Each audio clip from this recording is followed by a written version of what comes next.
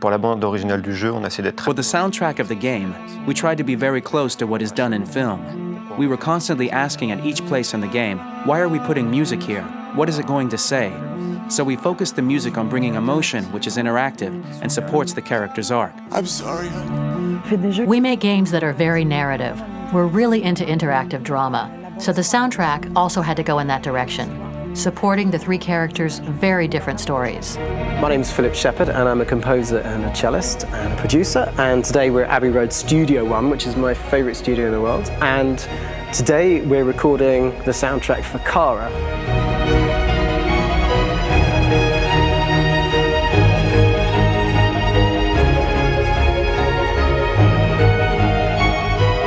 So when I compose a big project, I often travel just to kind of get out, and get some fresh air and some inspiration. I had a log fire in the room that I was staying in, and the flames were kind of making absolutely direct music, and it became the basis for Kara's theme, and it sounds something like this.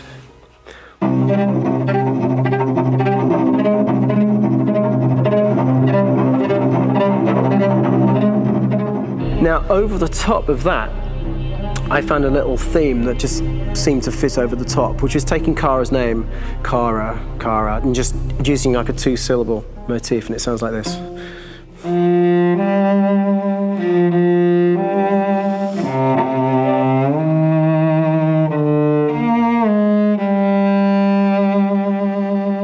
going to pull through this, Alice.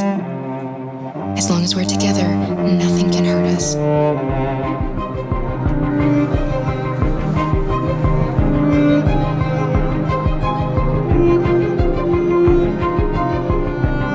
And all the time that's fitting over.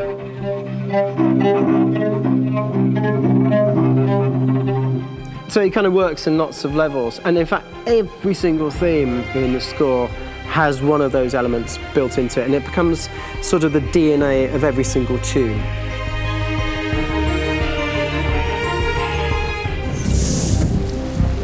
They're over there! Starting a new project for me personally, it's always finding the right tone, finding the right color, I like to call it. For me, it's finding that right texture that actually sits against picture really well. One of the biggest things is I created custom instruments for Connor.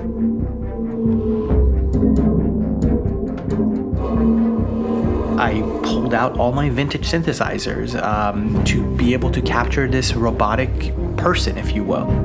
As soon as you see Connor the first time, there is a really interesting thematic idea that you hear, and that's just made out of a Moog synthesizer, but completely manipulated in multiple ways. And it's robotic. It has a little bit of an emotional to it. He's on his mission, so you feel that as well. So it just kind of gives you that cold, motionless, with a mission in hand that you kind of feel throughout the whole thing. Some people are asking, have androids become a threat to our security? When I first started really digging in on Marcus, the one thing that I really tried to capture was the transformation process. Marcus is this android that evolves over the course of the game and really goes from kind of figuring out that he's more than just an android. He's starting to develop kind of a human soul in a way. The other side of Marcus that I really latched onto was that he almost became a savior for a lot of the other androids in the game. So when I started developing the theme for Marcus, I really made it like a church hymn.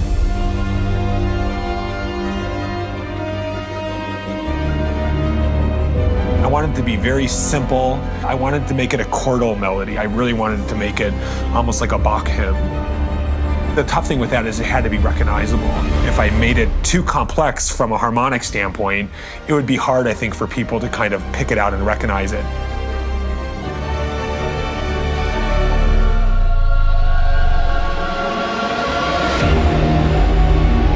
I gotta be honest, when we first started on this path, I said, oh man, this could be pretty messy, it could feel disconnected, but it's amazing how they really guided us and got us to really kind of all be in the same world, but at the same time feeling completely different. So it's really gonna stand out and kind of be one of those games where people are really gonna notice the music and kind of how it was crafted and, and all the hard work that went into being able to pull it off in a graceful way.